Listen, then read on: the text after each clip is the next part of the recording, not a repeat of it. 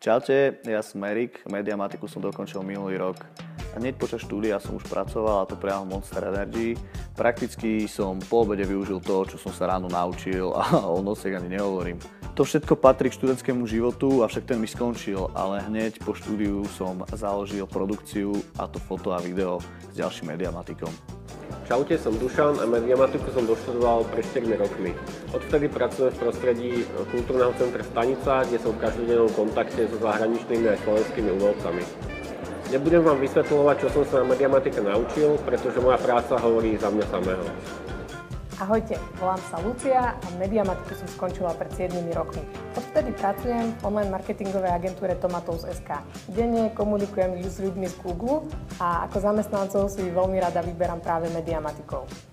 Čaute, volám sa Juro. Mediamatiku som skončil pred 2 rokmi. Zo všetkých kreatívnych smerov som si vybral práve ten technický, pretože som si prišiel ako začínajúci developer.